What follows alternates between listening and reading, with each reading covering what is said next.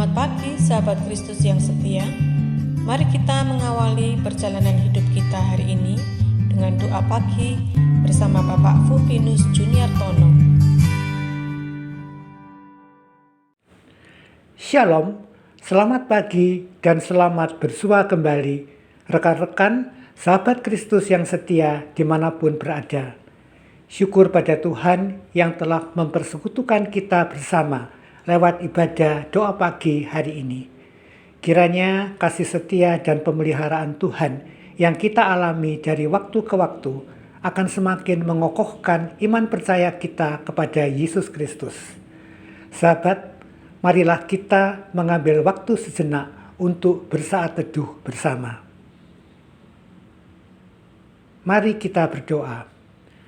Tuhan Allah, Bapa kami yang sangat mengasihi kami, kesempatan yang indah telah Dikau anugerahkan kepada kami, manakala pada saat ini kami berada di hadapan-Mu untuk kami boleh beribadah dan bersekutu bersama. Dan apabila sebentar kami akan merenungkan dan mempergumulkan akan kebenaran firman-Mu, mari Tuhan, tolonglah setiap kami agar dalam terang Roh Kudus kami dapat menghayati, mengerti, dan dapat memahami firman-Mu dengan benar. Juga bagi kami yang Dikau percaya untuk menyampaikan sabda-Mu ini, mampukan dia dalam kelemahan dan keterbatasannya untuk dapat menguraikannya dengan jelas dan bertanggung jawab. Kami mau serahkan ibadah doa pagi hari ini dari awal, pertengahan, hingga akhirnya nanti ke dalam pimpinan tangan-Mu. Dalam nama Tuhan Yesus kami berdoa. Amin. Sahabat Kristus yang setia, sebelum melanjutkan ibadah ini, marilah kita terlebih dahulu memuliakan nama Tuhan dengan pujian dari Kidung Jemaat 467, Tuhanku, bila hati kawanku.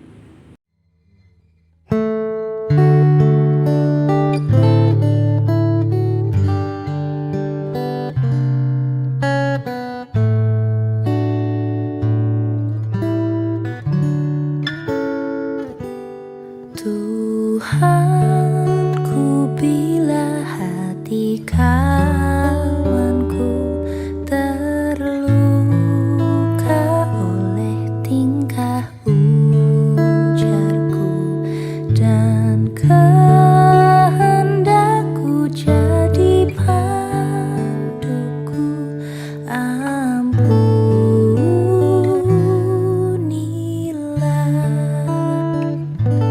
jikalau tuturku tak semena dan aku tolak orang berkesah, pikiran dan tuturku bercela,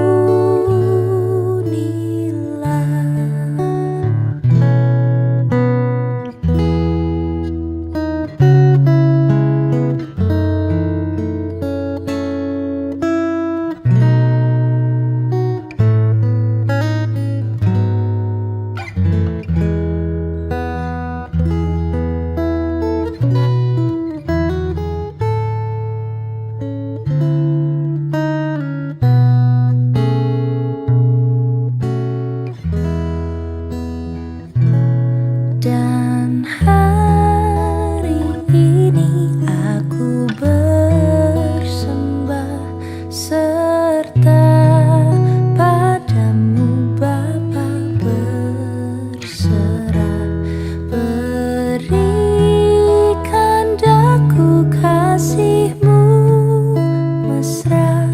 Amin, amin.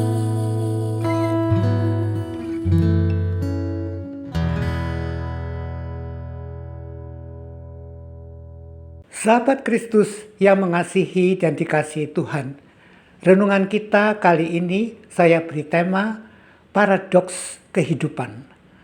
Nats yang mendasarinya diambil dari Injil Matius pasal 5 ayatnya yang keempat yang mengatakan demikian.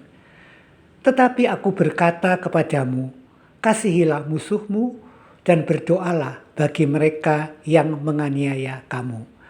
Sampai sedemikian jauh pembacaan firman Tuhan, yang berbahagia adalah setiap orang yang mau mendengar firman Tuhan, menyimpan, memelihara dan mempergumulkannya, serta bersedia melakukannya dalam kehidupannya setiap hari. Haleluya. Sejumlah relawan Kristiani terpanggil untuk memberikan pelayanan kepada anak-anak yatim piatu, di mana orang tua mereka telah tewas menjadi korban perang. Anak-anak tersebut ditempatkan di sebuah kamp pengungsian untuk dididik dan diajar tentang nilai-nilai hidup Kristiani, khususnya hukum kasih sebagaimana telah diajarkan dan diteladankan oleh Yesus Kristus, termasuk mengasihi musuh, dengan tujuan agar supaya bila kelak anak-anak tersebut tumbuh dewasa, mereka tidak memiliki rasa dendam dan tidak menyimpan kebencian dan berbagai kepahitan hidup yang bisa merusak pertumbuhan hidup mereka. Dan tentunya tim relawan tersebut tidak memihak kepada salah satu kubu yang sedang bertikai. Oleh karenanya, anak-anak yatim piatu dari kedua kubu tersebut ditampung di satu tempat yang sama agar mereka bisa berbaur. Pada suatu hari, seorang dokter kebingungan mencari darah untuk mengoperasi seorang anak yang luka parah. Setelah dilakukan cek golongan darah, ternyata ada seorang anak yang memiliki golongan darah yang sama dengan anak yang akan menjalani operasi itu, yang notabene sebenarnya berada di kubu yang berseberangan dengan si anak pendonor darah.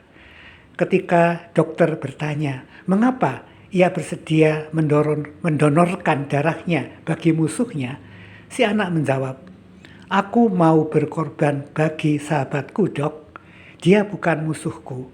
Kami semua di sini adalah sahabat di dalam Yesus Kristus."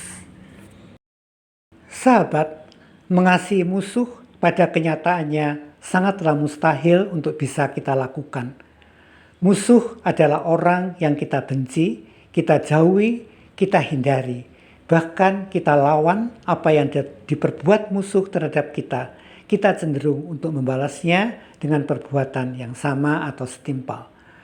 Terhadap pemahaman yang demikian, Tuhan Yesus mengajarkan kita sesuatu hal yang berbeda sama sekali, yaitu perintah untuk mengasihi dan mendoakan musuh. Kasihilah musuhmu dan berdoalah bagi mereka yang menganiaya kamu. Kalau kita membaca nats ini, apa yang terbersit pada pikiran kita? Sesuatu hal yang kontradiktif atau paradoks. Alkitab banyak sekali berbicara tentang paradoks kehidupan. Serentetan ungkapan Yesus nampaknya kontradiktif, tapi memuat pengajaran-pengajaran yang mendalam dan berguna untuk membangun pertumbuhan iman kita dan pengenalan yang benar akan Yesus Kristus. Beberapa contoh dalam Alkitab bisa kita lihat apa yang dinyatakan Yesus. Misalnya, Yesus mengatakan, "Karena barang siapa yang mau menyelamatkan nyawanya akan kehilangan nyawanya." Matius 16 ayat 25. Banyak orang yang terdahulu akan menjadi yang terakhir, dan yang terakhir akan menjadi terdahulu. Markus 10 ayat 31. Bahkan dari surat Rasul Paulus 2 Korintus 12 ayat 10 dikatakan, "Jika aku lemah, maka aku kuat." Bagi orang-orang awam, nats-nats tersebut kedengarannya sangat aneh dan kontradiktif.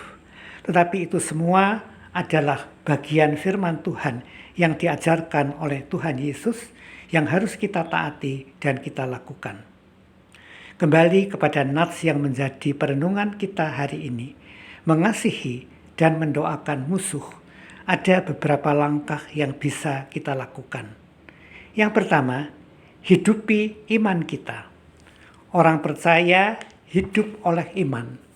Datanglah kepada Yesus dan memohon pertolongannya untuk campur tangan atas konflik dan pergumulan yang tengah kita hadapi.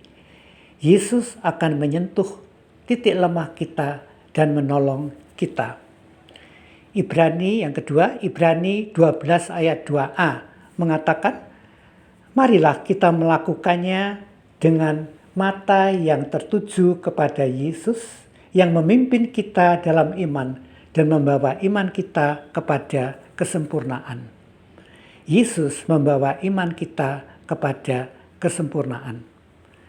Hidup dalam permusuhan dan kebencian, saling membalas dan menghancurkan akan menyebabkan keresahan dan ketidaknyamanan dalam hidup kita. Yang ketiga, biarlah kita bisa mengikuti teladan Yesus Kristus sendiri dalam hal mengasihi. Hanya kasih yang mampu mengalahkan semua. Yesus tetap terus mengasihi kita walaupun kita memberontak dan melawannya. Di puncak penderitaannya di atas kayu salib, Yesus berseru, "Ya Bapa, ampunilah mereka, sebab mereka tidak tahu apa yang mereka perbuat." Lukas 23 ayat 34. Sahabat, perintah untuk mengasihi itu merupakan tindakan puncak dalam menerapkan hukum kasih kepada sesama. Memasuki tahun 2024 ini, marilah kita sama-sama belajar sebagaimana tema pelayanan gereja kita tahun 2024, makin serupa Yesus Tuhanku. Kita terus mengupayakan hidup selaras dengan firman-Nya. Betapapun jahatnya perbuatan sesama kita terhadap kita, kita harus tetap menunjukkan kasih kepadanya dan melakukan hal yang baik baginya.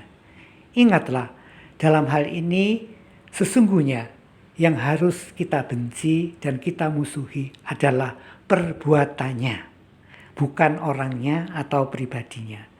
Orangnya justru harus kita rangkul agar bertobat dan hidupnya dapat diubahkan menjadi pribadi yang benar di hadapan Allah dan sesama.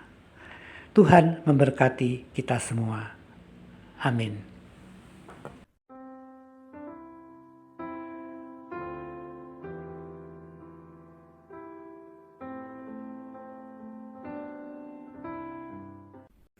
Sahabat Kristus yang setia, marilah sekarang kita naikkan bersama doa-doa syafaat. Terima kasih atas penyertaan Tuhan dalam ibadah doa pagi hari ini. Kiranya firman yang kami pergumulkan hari ini boleh semakin meneguhkan iman kami dan dapat kami terapkan dengan benar, khususnya dalam mengasihi sesama. Kami ingin mendoakan kehidupan setiap umat-Mu. Berkatilah mereka dengan kesehatan yang baik, sertailah mereka dalam setiap pergumulan mereka dan kuatkan mereka. Berkatilah mereka juga dalam pelayanan dan usaha pekerjaan mereka. Dalam kehidupan berbangsa dan bernegara, khususnya menghadapi pilpres yang tidak lama lagi akan berlangsung, amankan situasi dalam negara ya Tuhan. Jauhkan dari hal-hal yang tidak diinginkan. Biarlah masyarakat dapat hidup dengan aman dan damai. Dikau tolong juga situasi di belahan bumi lain di mana terjadi peperangan yang masih terus berkecamuk. Dikau berikan keadilan sehingga situasi dapat teratasi dengan baik dan para korban perang dapat memperoleh pertolongan. Akhirnya kami mau serahkan kegiatan-kegiatan kami hari ini agar supaya lewat pelayanan dan pekerjaan kami boleh menjadi saluran berkat bagi banyak-banyak orang dan dalam banyak-banyak hal. Terima kasih Tuhan untuk semua yang boleh kami doakan. Terpujilah nama Tuhan kekal sampai selama-lamanya. Amin.